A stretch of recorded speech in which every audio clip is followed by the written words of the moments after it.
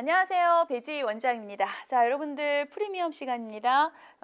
이제 두 편씩 하면서 지난주부터 내가 넓게 보는 연습 하자고 그랬지.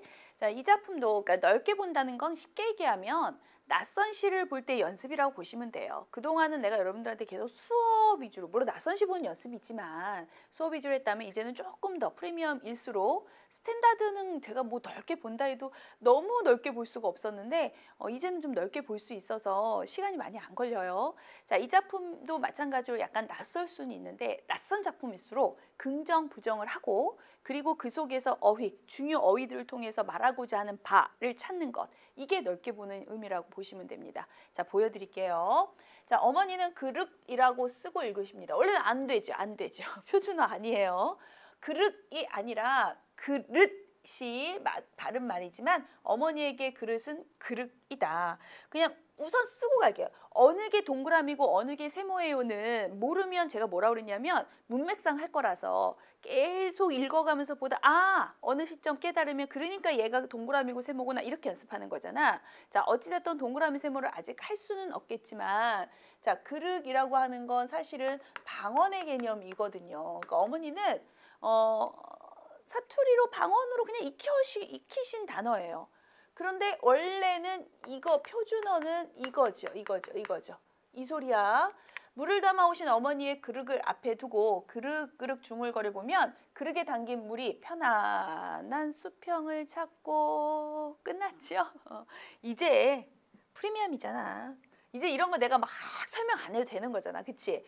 편안한 끝났지? 그러면 이거 물론 이게 잘못된 거야 라는 내용은 뒤에 더 있습니다만 너무 섣부른 거죠. 이렇게 제가 하는 건 뒤에 있습니다만 나올 거라서 그냥 할게. 두 개를 대조할 거거든. 자, 어머니의 그릇에 담겨있던 모든 것들이요. 사람의 체온처럼 따뜻했다는 것을 깨닫습니다. 끝났잖아. 나는 학교에서 그릇이라고 배웠지만 어머니는 인생을 통해 그릇이라고 배웠어요. 자, 어머니가 그릇이라고 하는 거에 초점 보셨습니까? 제 초점 요거 적을게요. 어머니는 인생을 통해서 배우셨거든요. 나는 학교에서 배웠거든요.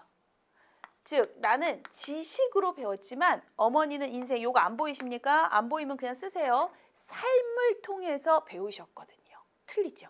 그러니까 나는 지식으로서 배운 거고 어머니는 인생을 통해서 터득하셨다라고 생각을 한다는 거야. 자, 더 가볼게요. 그래서 내가 담는 한 그릇, 나 이제 계속 강조하고 싶어서 이렇게 발음하는 거야. 새 물과 어머니가 담는 한 그릇의 물은 다르죠. 말 하나가 살아남아 빛나기 위해서 살아남아서 빛날 거야. 말과 하나가 되는 사랑이 있어야 되는데 화자가 중요시 여기는 건 여기 다 있었네요. 편안함, 따뜻함, 말 속에서 느껴지는 사랑 이런 것들이 중요한 거라고 보는데 이런 것들 어머니의 어휘에는 있었어요. 어머니는 어머니의 삶을 통해 말을 만드셨고요. 보이십니까? 어머니는 여기다 쓸게 삶을 통해서 삶이라고 해도 되지만 인생이라 해도 되고 뭐 어찌됐든 살면서 나는 사전을 통해서 그러니까 사전을 통해서 혹은 지식적으로만 그런 말 많이 하지 않니 얘들아? 연애를 글로 배웠어요. 뭐 이런 거 많이 하잖아. 그러니까 글로만 사전적으로만 지식적으로만 말을 쉽게 찾았죠. 무릇 지식 시인이라고 한다면 하찮은 것들의 이름이라 할지라도 뜨겁게 살아있도록 불러주어야 하는데 두툼한 개정판 국어 사전 지식으로만 그걸 자랑스럽게 옆에 두고 서정시를 쓰는 내가 부끄러워집니다. 자, 나왔죠? 부끄러워진다는 것. 이렇게 사전을 통해서 배우는 걸 진정한 글 혹은 진정한 어휘라고 생각하지 않는 거예요. 인생을 통해서 어머니요. 삶을 통해서 배우는 걸 진정한 것이라고 생각을 한다는 거죠. 자, 이제 다시 얘기할게. 결국 이 시에서는 여기다 쓸까요? 결국은 어머니의 이런 것들은 그릇이라고 하는 단어가 여기에서 나온 거고 여기서 나온 건 뭐냐면 삶을 통해 만들어진 단어이기 때문이에요. 결국 이 글이 말하고 싶은 건 크게 두 가지야. 어머니의 그릇과 나의 그릇을 통해서 삶을 통해 단순히 지식이나 책에 있는 것이 아니라 삶을 통해서 인생을 보여주는 이 말이 따뜻하고 사랑이 있는 거야. 근데 여기서 끝나지 않았어요. 이걸로만 끝난 게 아니라 그 뒤에 결국 말하고 싶은 건 무릇 시인이라면 화자 자신을 가리키는 거겠죠. 나는 정말 제대로 된 시인이라면 이렇게 사랑이 담겨야 하는 시를 써야 되는데 어머 나 사전을 끼고 시를 쓰고 있네. 사전을 끼고 시를 쓰고 있네. 이게 부끄러워진다라고 하면서 자기 반성을 하는 거라면 결국 원하는 것, 이 시에서 말하고자 하는 바가 주제잖아. 그거 잡아내는 연습하는 거잖아. 바는 결국은 사랑과 뭔가 따뜻함과 이런 편안함을 담긴 그러한 시를 쓰고 싶다를 얘기하고 싶은 거겠지요. 여기서 끝난 게 아니잖아.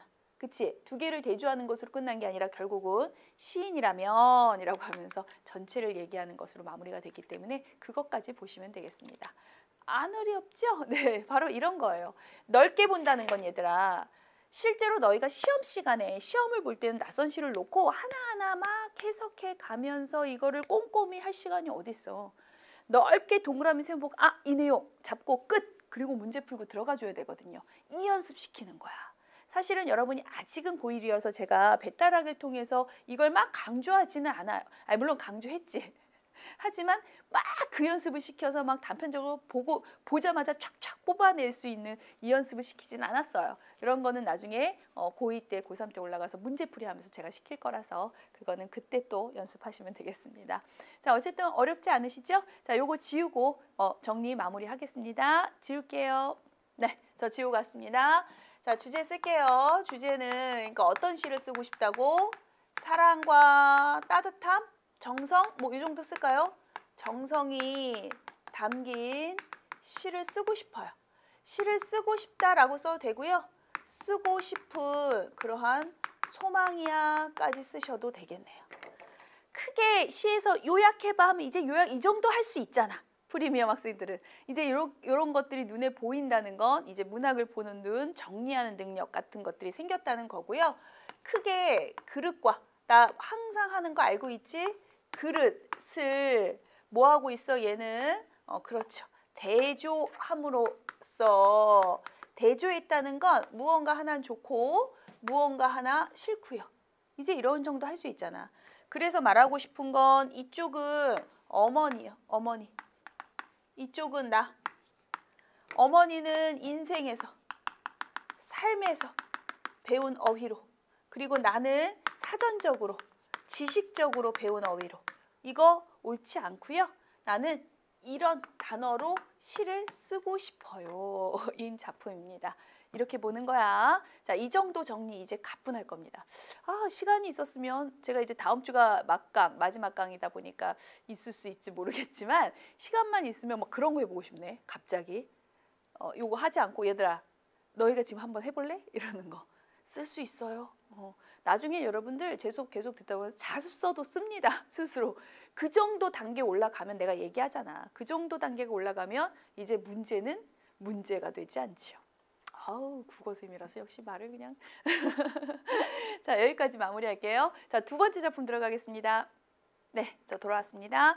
자, 그 다음 장 82페이지를 펴시면 추억 감자 먹는 사람들이라고 하는 작품이 있어요. 요거는 빈센트 반 고흐를 아십니까? 시인 아니야. 화가야.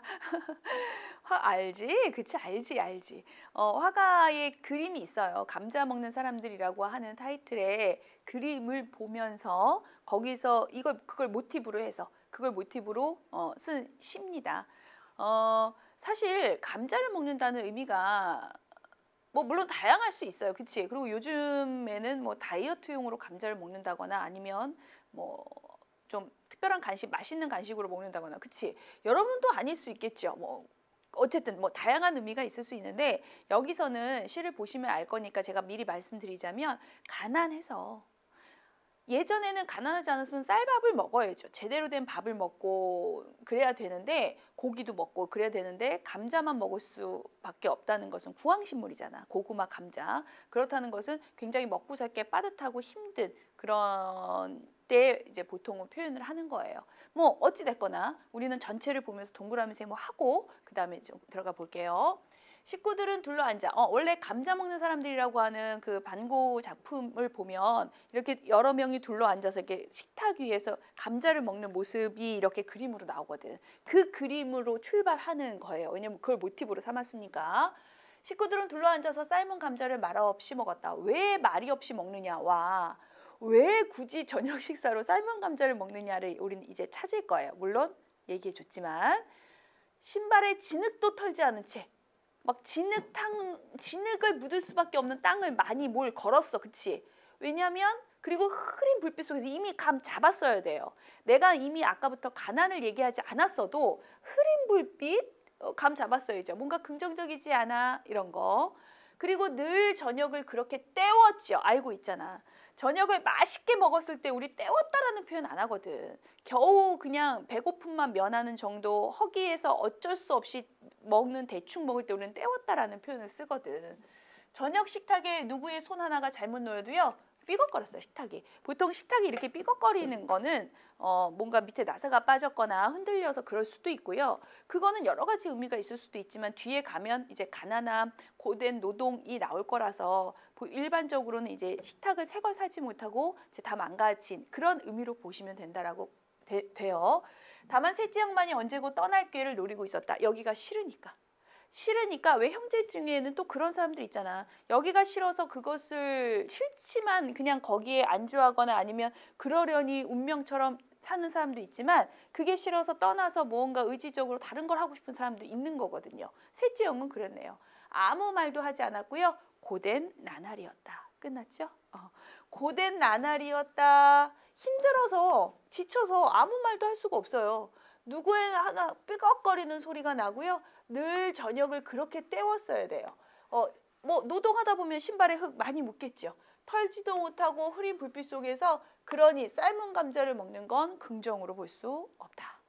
가난해서 노동, 고된 나날이었다. 노동에 지쳐서. 가난하면 계속 노동을 할 수밖에 없고 그렇다고 해서 맛있는 걸 먹을 수도 없고 돈이 없으니까. 잠만은 편하게 잤어요. 자, 이 부분에 대해서 얘들아 잠만은 편하게 잤다. 이게 반어라도 이게 여러분들 자습서를 보다 보면 혹시라도 이 작품이 막 자주 자습서에 거론되진 않습니다만 인터넷이라든가 자습서를 보면 저기가 역설적 표현이라고도 나오고 반어적 표현, 반어라고도 나와 얘들아. 근데 사실은 넓게 보면 두 개 다 맞아요. 그러니까 뭐냐면 어떤 관점에서 바라보냐의 차이인 거야. 다시 화자가 잠을 편하게 잤다고 생각하지 않아. 왜냐하면 잠인들 편했겠습니까? 물론 노동보다는 편하죠. 하지만 삶 자체가 힘겨운데 잠이 편안했겠어? 얘들아, 자 다시 집중. 혹시 조는 것 같아? 나 느낌이 빠왔어. 몇 명 졸았어. 자 집중. 지금 프리미엄이어서 제가 설명하는 거예요. 프리미엄 반 아니면 이거 그냥 넘어갔어야 돼. 왜냐면 좀 난해하거든. 근데 잘 들어. 잘 들어서 이해가 되면 역시 나는 프리미엄 생각하시면 됩니다. 이해 못하셨으면 괜찮아요. 그게 뭐 딱 집어 시험 문제 나오는 건 아니니까. 왜냐면 넓게 봐서 다방면의 의미로 볼 수 있으니까. 자, 반어로 쓰였다면 이게 뭐냐면 실제로는 잠을 편하게 자지 않죠. 노동 자체가 힘들고 그러면 이제 사는 것 자체가 힘든데 뭐 잠인들 편했겠습니까? 하지만 잠은 편하게 잤어요. 어차피 노동 안 하니까 잠은 편해. 말은 그렇게 해. 실제의 표현 상황과 마음과 달리 반대로 표현할 때 우리는 반어라고 하기 때문에 반어라고 하기도 하고요. 역설적 표현이라고 하는 것은 역설법은 아니에요. 무슨 말이냐면 사실은 대놓고 역설법은 긍정, 부정, 즉 모순된 게 같이 이 문장 내에 있어야 돼. 근데 편하게 잤다 여기 자체에는 모순은 없어요. 예를 들면 힘든데 편하게 잤어요. 이렇게 있어야지 정반대가 충돌하니까 역설적 표현입니다. 역설입니다 하는 건데 이게 넓게 봐서 예를 들어 고된 삶에 대한 역설적 표현하면 그것도 맞는 거거든요. 삶은 고돼요. 고된데 편하다고 얘기를 했으니까 고된 삶에 대한 것을 놓고 봤을 때 이렇게 얘기를 하면 역설적 표현이다라고 쓰고 있는 자습서가 또 완전히 틀린 건 아니거든요. 그래서 이런 게 참 애매한 거야. 그래서 제가 굳이 쓰진 않겠습니다. 다양하게 볼 수 있어서. 자, 어찌됐거나 잘 삶아진 굵은 감자알들처럼 이제 안 해도 되지? 직유법 이거 안 해도 되지만 한 번만 해봅니다. 마디 굵은 우리 식구들의 손처럼. 왜 마디가 굵은지 알지 얘들아? 고된 노동을 계속 하다 보면 손마디가 이런 데가 굵어지거든요. 서걱서걱 흙을 파고 나가는 노동하는 거예요. 뭐 삽질을 하는 삽질 소리들을 꿈속에서 들어요. 그러니까 벗어날 수가 없는 거야. 이렇게 힘든 고된 노동 이런 것들을 꿈속에서조차 든다는 것은 꿈속에조차서도 벗어날 수 없는 그런 현실이요. 누구나 삽질을 잘하는 건 아니에요. 여기서의 삽질은 상징적 의미로 쓰인 거지 노동을 얘기하는 거겠죠. 힘든 일 같은 것을 모두 다 통틀어서 얘기를 하는 건데 우리는 누구나 다 잘하는 건 아니지만 우리는 타고난 사람들이에요. 즉 이런 노동, 힘든 일을 숙명처럼 생각한다는 거죠. 힘겨운 삶 자체를 숙명으로 생각하는 것 자체가 비참한 거예요. 근데 그렇게 생각이 든답니다. 맛있는 잠, 얘도 마찬가지야. 아까 저것과 같은 의미로 보시면 됩니다. 잠에는 막힘이 없다. 실제로 잠은 그냥 꿀잠 자듯 왜 노동을 안 하니까 마음 편하니까 그냥 잠이 막힘없이 쭉 흘러갑니다 라는 표현으로도 이해할 수 있고요. 아니면 반어적인 표현으로도 이해할 수 있기 때문에 이 부분도 또한 제가 패스하겠습니다. 왜냐면 이거는 보는 관점마다 달라서 자습서마다 다르다는 뜻이야. 자, 새벽에는 빗줄기가 조금 창문을 두드렸는데 봤어요? 부드러워요? 갑자기? 새싹들이 돋고 있으리라 믿었다. 뭔가 새싹이 돋아요? 오늘은 좀 쉬어도 되리라. 이해되시죠? 왜 삽질하는 노동이잖아. 주된 노동 그리고 원래 예전부터 왜 나가서 하는 육체 노동 같은 것도 사실 비 오면 못 하거든. 그러다 보니까 비가 온다는 건 쉴 수 있다는 뜻이고요. 그래서 이런 긍정적인 표현이 나오는 거예요. 쉴 수 있으니까. 그리고 그것과 별개로 비 때문에 새싹들이 돈다는 건 보통 일반적으로 싹이 돋는다, 새싹은 우리 보통 희망의 상징적 의미로 생각을 하잖아. 희망이 있을 수도 있다는. 그래서 오늘은 하루 쉴 수 있고요. 그러다 보니까 식구들은 목욕탕에를 가고 싶었어요. 뭐하고 싶다면 긍정으로 보는 거 잊지 않았지? 목욕탕 자체를 놓고 생각하는 거 아니야. 어머 나는 목욕탕이 제일 싫더라. 특히 공중 목욕탕 싫더라 하는 내 감정은 중요하다 안 하다? 안 하다. 안 하다는 뭐야. 말을. 자, 어찌됐건 긍정으로 보겠다. 하고 싶다라고 했으니까. 뭔가 목욕탕은 그러니까 화자에게 그리고 가족들, 식구들에게 뭔가 휴식을 줄 수 있는 그러한 의미로 쓰였다라고 보시면 됩니다. 휴식을 할 수 있으니까. 그러니 이 여기서의 비가 내리는 것도 역시 긍정으로 보겠죠. 나를 쉬게 만들어주니까. 힘겨운 삶 속에 이렇게 약간의 마지막 희망, 싹이 돋을 거야 라고 하는 희망과 휴식에 대한 이런 어떤 기다림을 갖고 사는 그런 노동에 지친 가난한 사람들의 삶의 모습입니다. 자, 요거 빨리 지우고 마무리하겠습니다. 네, 저 지우고 왔어요. 자, 주제 쓰고 갈까요? 자, 주제는 고된 노동에 지친 삶으로 끝난 건 아니고요. 삶과 휴식 얘기가 있었으니까 휴식에 대한 쉴 수 있으리라 라는 기대하는 것까지 한번 써드릴게요. 여기에 나오는 삶은 감자 알지 얘들아? 감자라든가 아니면 삽질을 한다든가 이런 것들은 결국 고된 이걸로 쓸까? 고된 노동의 의미로 쓰인 것들이지만 이것과 반대되는 이게 뭐 대조로 쓰인 건 아니지만 이 속에서도 이렇게 쓰는 게 더 좋겠네요. 이 속에서도 빗줄기라든가 비가 내리면 우리에게 새싹이 돋을 것이고 그건 우리에게 어떤 희망이 될 수 있어. 이것 때문에 쉴 수도 있고요. 하나 더 그리고 그래서 그 쉴 수 있는 목욕탕에도 가고 싶어요. 라고 얘기하고 있기 때문에 이들은 부정적이지만 이들은 동그라미.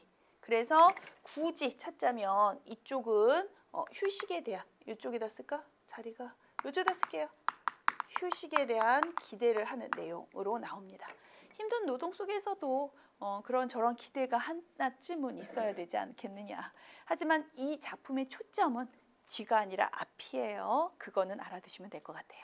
자, 이렇게 해서 이번 시간 마무리하고요. 다음 시간에 막강 들어가도록 하겠습니다. 자, 그때 더 마지막 수업하면서 인사하고 오늘은 여기서 마무리할게요. 수고 많으셨습니다.